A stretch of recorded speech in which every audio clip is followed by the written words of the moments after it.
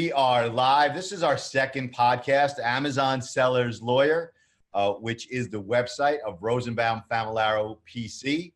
As far as we are aware, we are not only the number one law firm out there writing plans of action for sellers, we are the best, including consultants, companies, former Amazon people, and whatever, because we have a fantastic team.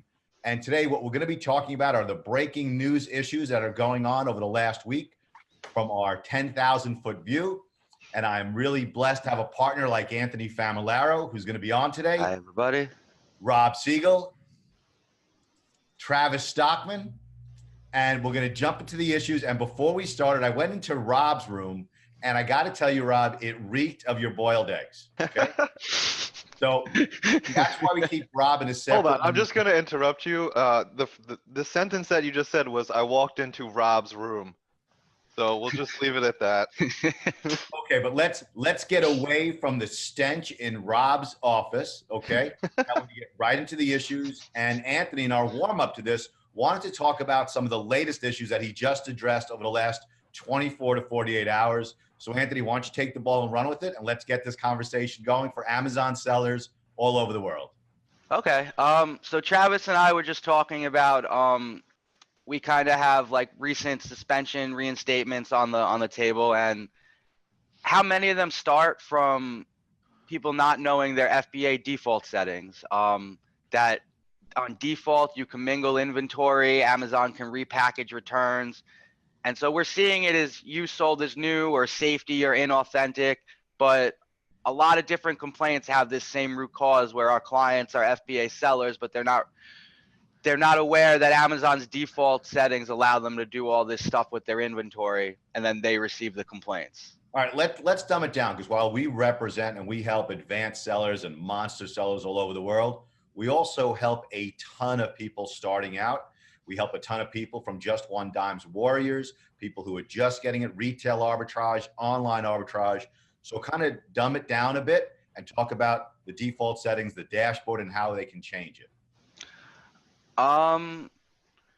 Sure. So for the, oh yeah, sorry, Travis, you could jump in. Yeah, no, if I may. So with the used sold as new in particular, what a lot of these guys don't realize is unless you opt out of the repackaging and return system, when someone returns an item back to the FBA facility, it's Amazon's determination about the condition. They say, hey, this looks good enough, or this wasn't used too much, and they put it back in the box, they put it back on the shelf, and when someone places their order next, that's one of the items that gets fulfilled to the customer. Problem is, the customer receives it, it's obviously been opened or the box has been unpackaged, and the first thing they do is return it with a complaint saying it's used sold as new. And the big problem here is Amazon staff, and we've read stories about Amazon's warehouse people, how they don't even get enough time to walk across the warehouse to take a leak. So you can't trust these people to examine products that are being returned and where they should or should not go into inventory. So Rob, what are your thoughts on what sellers should do when it comes to returns? When it comes to returns, I think just like Travis and Anthony were saying, you got to check your settings, make sure that you are opted out of the repackaging so that you can handle the returns yourself, and ensure that there's no issues, and that the control is taken out of Amazon's hand and into your hands and your employees, so that you can make sure that there's no issues with you sold as new complaints that way. Yeah, so sellers out there, this is vital, because if you allow returns to go back into your inventory, somebody else receives it, they make a complaint, they complain that it's used, and it also happens with commingled inventory. Anthony, I mean, this is a constant source of issues also with the commingled inventory system, right? Oh, dude, we lost your sound. Hold on a second, Anthony. We lost your sound. There you go. Sorry. Go ahead. Go for it. Cool.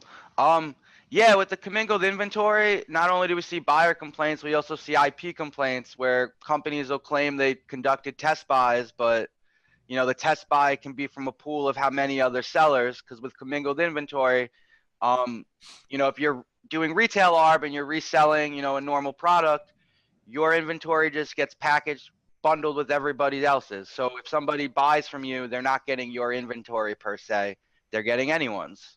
And a lot of smaller sellers don't get the whole commingling system, where they'll get credit for the sale, but it wasn't even their item.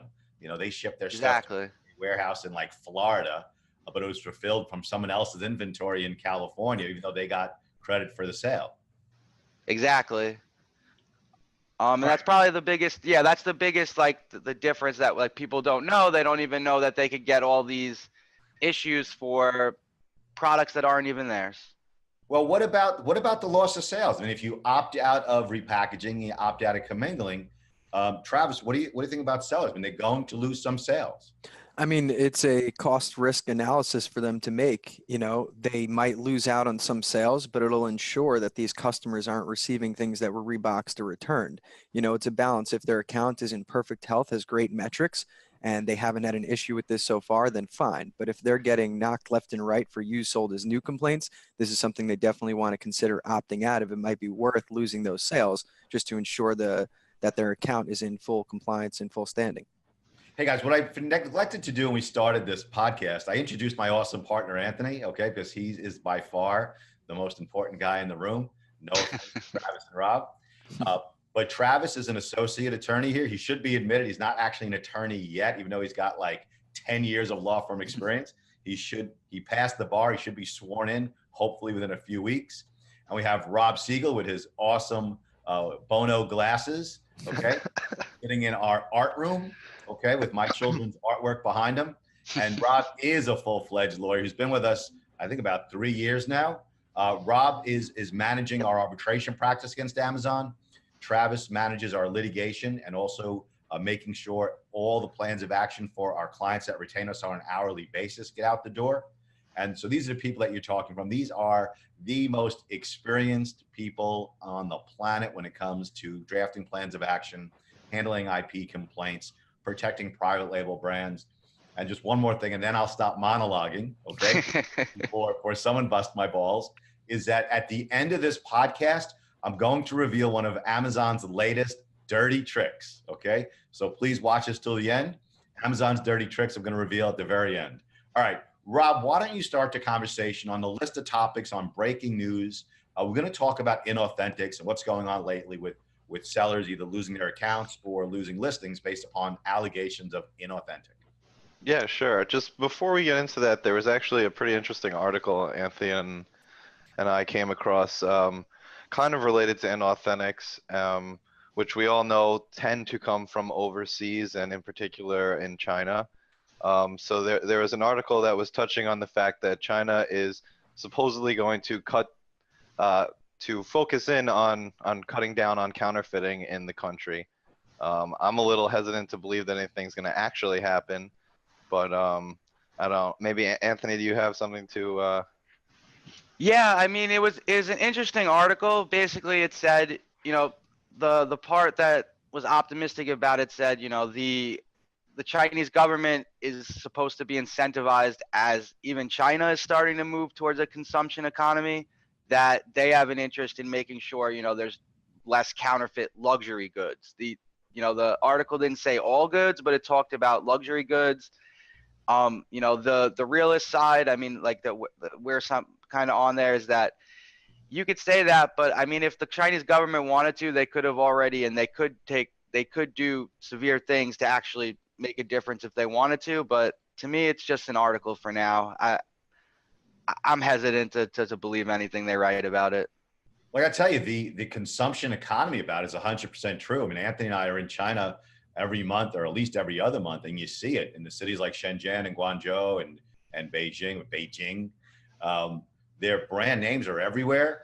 And when I was there shopping in like their just huge electronics thing, the guy selling electronics wanted to buy my iPhone 4 from me.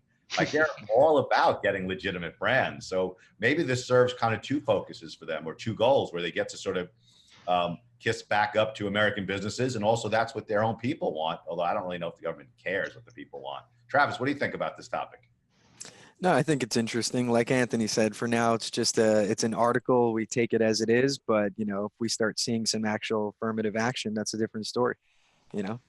Travis, I don't know, you know, I really don't know your politics, but among the four of us on this video, you look the most like a Trump conservative supporter. So I'm just wondering, do you think this has anything to do with the trade war that's going on and the tariffs? Possibly. You know, I do know he's putting a lot of pressure on the outside countries, especially the stuff that's coming in. So, maybe this is their attempt to get on good graces with the way things are changing and the kind of pressures that he's putting on them? I think Yeah, it's important to, sorry, Ant. I think it's important to remember though that China has made promises like this in the past before. They joined WIPO. They've done other things. WIPO is the World Intellectual Property Organization. But it's important to remember that a large part of China's economy, I think at least 50% the last time I checked, is supported by the sale of counterfeit goods. So the government, although the economy is shifting, doesn't have a lot of motivation to take action. In the past, haven't taken action and have let a lot of things slide that in a more, Western type government, not necessarily going to fly. I'd agree with that. Just because they're saying they're going to focus on luxury goods, to me, those are the goods that already have the Chinese consumers, if they have a demand for it, if they want it, they're going to go buy it outside of China. So I think I think that's the exact consumption that the government's probably focused on and trying to keep within its borders. And that to kind of keep brands to stay there, that's why I think they're taking this focus. But to me, that's like what was telling is that it's purely a focus on luxury brands.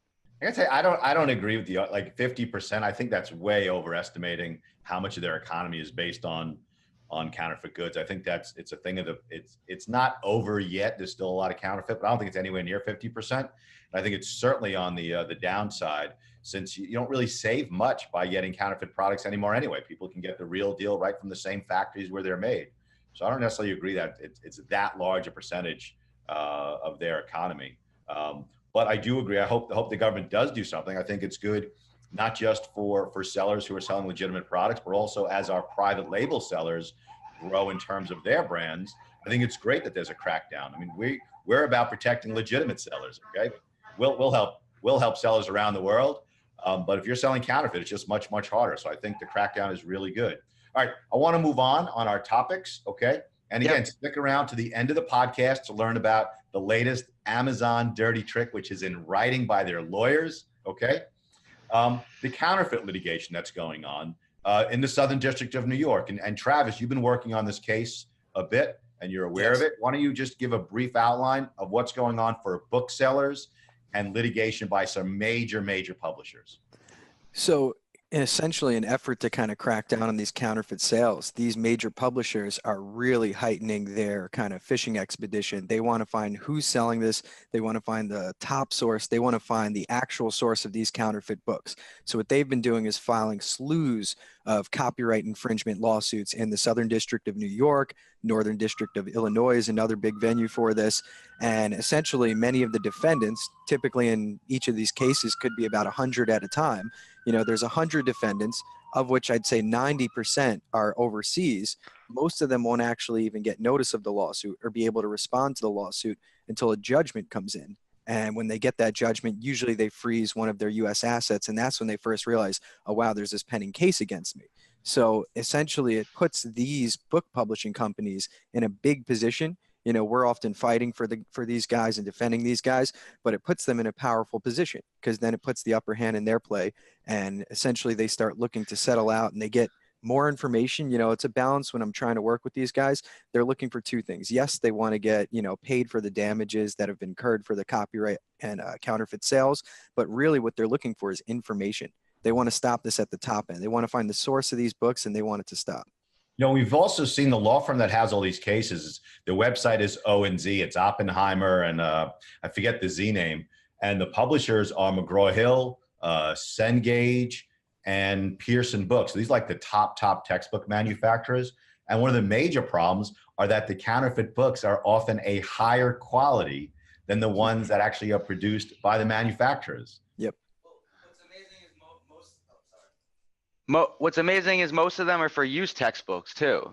Most of the court cases we've seen, if I'm not mistaken, right, guys? Yeah, you're 100% right. And it's a huge business where people have websites, they buy books back from students and they resell them. And so I think the goals are really, multiple issues there. One, I think they certainly want to get a grasp on the counterfeit books that are coming out of India, where the inks are mostly manufactured.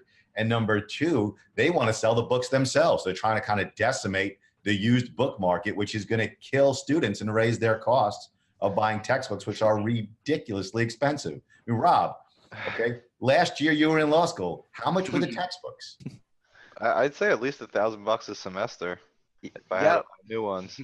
And the worst part, they update them every year. So then the following year, you can't They're use that useless. previous textbook. And you have The to worst spend part the is the money again. fucking teachers write their own textbooks and then force you to buy them when you take their class. It's So ridiculous. this goes out. This goes out to all you law professors out there. Okay, we're all graduated. We're out of school. Rob Siegel is gunning for you. Yeah. Rob Siegel is after you. Unjust Stop making enrichment. students buy your own textbook. Rob's pissed. All right, let's talk a bit. Let's move on. Let's talk about. Oh no, there's one more issue with the books. There was this Yeah. address in Seattle. That was what I was gonna say. Is like it looks like. I mean, we've seen a couple of waves of these litigation from these publishers. Now it's in CNBC. It looks like Amazon may be helping them. If you want to talk about the article, CJ. Yeah, so what the article talks about it is how there's an address in Seattle, okay? They can't seem to figure out whose address it is. It's like some kind of retail store. It has nothing to do with books. Clara Darfour, I think, is the name that comes up on it, and it's an address that's across from an FBA center. And what they're doing is they're doing test buys, but they're not asserting intellectual property right complaints. They're just making consumer complaints and really harming sellers. And Amazon is aware of it. And so far, and as sellers know, Amazon does not seem to have your back, okay? Amazon really hasn't taken any steps, as far as we're aware, to sort of make a correction when they know the test buys are going like this bullshit address to a person who doesn't exist. It's Yeah. actually interesting because I've seen an influx of people making that exact complaint. You know, they're showing me the address for the person who purchased and showing a correlation like, hey, that's the actual brand owner. And I think the realization is when the brand owner continues to file IP complaints, you know, these individuals defend and get the content reinstated. They're looking for this to be some sort of other way to really damage and suspend the account. This way they don't have to deal with it again. You They're know, this moving to also, buy. this also leads to another, off our outline topic about the arbitrations where we're representing Kindle publishers. Rob, why don't you give a little brief update? What's going on in the romance novel Kindle world? Well, it's not just romance novels, CJ, as much as you love to read those types of. Well, what was our favorite? The favorite was either Lumberjack. Your or favorite was. Yeah, I mean, it all comes out. All right. You guys got me. I like Navy SEALs. You're like, all right, you got me. Well, so there's some Kindle programs that authors can take advantage of. It's similar to Amazon Prime, but for reading. And the way that the authors earn money in these programs is by the amount of reads and page turns that we get. Now, some of our clients are some of the most popular authors in the romance, but also sci-fi and fiction categories in the United States, or if not in the world. They are, New York Times bestsellers. They're in other publications as some of the highest ranking authors. They have, tens of thousands of followers on Instagram, on Facebook, Twitter, etc. These aren't the type of people who would be accused or who should be accused of manipulating this platform. Amazon is alleging that they've done things to falsify the amount of reads and page turns they're getting, but it just doesn't make sense. The fan base that they have, their sales on other platforms and hard copy, there's no way that these people would be manipulating the platform, and Amazon's attorneys are adamantly dragging them through the mud and costing them thousands and thousands of dollars, making them defend their baseless claims. So if you're listening to this or you're watching this and you are a Kindle publisher, I think we're up to about a half a dozen of clients who have very, very similar issues that we're representing. And we'd love to talk to you, whether you want to pursue your claims or not, or you just have some information. Please contact us, because it's just wrong. It's just wrong that Amazon is screwing yet another significant group of business people that does nothing except make Amazon a boatload of money. All right, let's move on. The next topic on our list was private label sellers. Okay. Anthony, you want to jump in on the private label seller issues? Yeah, I mean, I guess Rob and I we work on the sweeps or helping private label sellers enforce their brand on Amazon. It's been a Q4 frustration with Amazon because they seem to be ready to change how they analyze and accept reports of infringement. But while we're waiting for them to implement something new, their current systems are just botched. They kind of used to accept reports by email where you could like attach sufficient proof in a longer report. They're denying most emails now and kind of requiring you to use the report infringement page, which is limited. It doesn't let you attach. You have to click certain fields. And I mean, they used to always have that, but used to be able to get submissions through email too. They both still work, but in the most important, quarter for Amazon sellers, we just see Amazon taking too long, not accepting reports. You're not sure if they're processed. Persistence is always key with this inconsistency, but we just keep seeing it from Amazon. We from what we've seen, it seems like they're trying to change how they're going to accept them, but they just haven't done it yet. Now, also, again, stay with this podcast till the very end. So we're going to reveal some of Amazon's latest dirty trick when it comes to arbitrations. If you're a private label seller and you're getting screwed over and Amazon is violating your IP rights, or other sellers are continuously allowed to violate your IP rights, that's an issue that we can address in arbitration. So stay on this podcast till the very end. We'll reveal Amazon's lawyers' latest dirty tricks that we are successfully defending against when it comes to private label sellers. Also, you said Amazon has shut down certain emails that we used to use. Yep, go ahead. Yeah, I mean, like basically with the inconsistency, if we try emails, sometimes we'll get, yeah, this email is shut. And then sometimes we'll write to it and it'll get processed correctly. It's really frustrating. And this is certainly the wave of the future, because as sellers move on from online arbitrage and retail arbitrage, or even traditional distribution agreements and wholesale, they're more and more developing their private label brands. And I think this is a hot topic for sellers. As you develop your private label brand, how are you going to protect it? And how is Amazon going to have the system in place so you can protect your intellectual property rights? So this is vital for private label sellers. And for all sellers out there, if you haven't started thinking about creating your own brand, you absolutely should. You actually will develop an asset that you own. And we're going to talk about, excuse me, we're going to talk about in a little bit about people who are buying Amazon-based businesses, some that include private label intellectual property rights. All right, Travis, what are you seeing in terms of intellectual property issues for our larger sellers? So one of the things I'm seeing a lot more recently is there's a new notice coming in when individuals get suspended. So for the longest time, as many sellers are aware, Amazon gives way too much power to the complainants.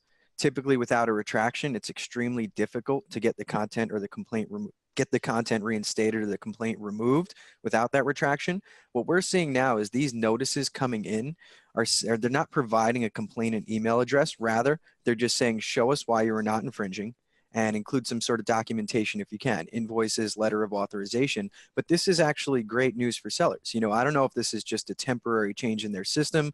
I don't know if this is something they're trying to roll out, but what this looks like it means is we're going to rely less upon the complainants to get the content back and get the complaint removed, and can do it more independently without that. A lot of the times you write to these complainants, they don't respond, they're misinformed of the law, but typically without their retraction or compliance, it's very hard to get the complaint removed. So I'm hoping this is a good sign that we'll be able to take care of these issues without the cooperation needed of the complainant. I got to tell you, Travis, one of the things I love about you is that you're a fighter, but you're also a humble fighter, okay? Travis just kicked the shit out of a major franchise of the NFL who was doing something very, very similar. We can't reveal who it was, okay? But Travis just killed him, just cut their legs off, and our seller is back, and things are looking really good. Travis is remarkably successful at getting sellers' listings back, at getting their accounts back, even after IP complaints. It also reminds me back, Anthony, was it 2016 or 2017, right around the 4th of July, when all of a sudden monster sellers would get one more IP complaint and then they got shut down? It was about 2017, right before, like you said, like maybe the beginning of the summer, when most of these larger accounts that, are allowed to hang with a couple of IP complaints in the account health section, they just all got suspended, and we're told, how are you to submit a plan? How are you going to prevent all these? That did happen. That exactly, we kind of saw that recently. The case you talked about for Travis was one of them. But yeah, recently we've had in the last month a lot of successful appeals where we didn't have to get every retraction. Yeah, but the way we dealt with it back then and the way we're dealing with that monster right now, I think it's like hundreds of IP complaints, is that we're going in reverse chronological order and seeking retractions. And as soon as we get some ground, some success, then we bang out the plan of action, get the seller back on. But then we spend time getting as many of those IP complaints withdrawn. And no one's 100% successful. And if anybody on the internet, okay, sees a website where they claim 100% success, they're full of shit, okay? 100%, they are full of shit about being 100%. So for larger sellers out there, if you have IP complaints and you're still chugging along, I would suggest you work on them. There's no emergency. And if you get shut down, then you got to really go into a really fast mode to get the most recent ones or as many as you can retracted, and then send in your plan of action and get them and get your account back, and then continue to work to clean up your account. Yeah, I think, I'm sorry. Rob, you got anything to add on this topic? We've been quiet for a bit. No, I mean, I'm more on the enforcement side of this, so I definitely can see how it might play out with what Travis is talking about with those types of notifications, because we definitely need to be more persistent with our reports of infringement to be successful lately. Sometimes we have to make 2-3 submissions in a single day to email addresses that don't even necessarily make sense for reporting infringement. And like Anthony said, Amazon has been inconsistently accepting reports and denying reports from the same email address within the same, 10-minute span. So it definitely seems like the whole infringement and inauthentic system is changing, but it is definitely botched and not fully in effect. It seems like something Amazon is always doing. So what's consistent always across the board year after year is Amazon's inconsistency. That's Anthony's favorite line. All right, Anthony, let's talk about how private label sellers can actually build assets that have value even off Amazon. I mean, the biggest value is going to be that you can transfer is going to be your IP rights. I mean, we talked about building your own brand. When you have your account, you usually have at least one brand tied to it that should hopefully have a USPTO trademark, be signed up with brand registry. And then what you could probably speak to more, Corey, is like other value in the account is besides the customer base, besides the goodwill, all of that that's associated with the trademark. I guess how successful the account is on Amazon, right? Yeah, there's also a lot of things. One, you got to file, and you don't need a lawyer to file for a trademark. You can do it online yourself at uspto.gov, uspto.gov. Give it a shot yourself. A word mark where it's really just the name is remarkably easy to do. And if there's any problem, then you can call us. So you can even call us for help as you're doing it. In terms of building that business, building that asset, you want to make sure like you have like separate books and a separate bank account and a corporation, and really treat it like a separate entity that you can either then draw investors or flip it later. You want to make sure that you're protecting your copyright, your trademark, your product line. You can offline on your own website start developing your mailing list and all these different things that buyers or investors look for when they're looking to either buy an account or invest in an account to grow. All right, Travis, let's talk about used sold as new versus performance notifications. Sure. Used sold as new versus performance notifications. In what aspect, just to clarify? Well, we've seen a difference in the detail that Amazon is providing, right? On the used sold as new, we're getting less and less detail, but performance notifications are coming in with requests for specific information.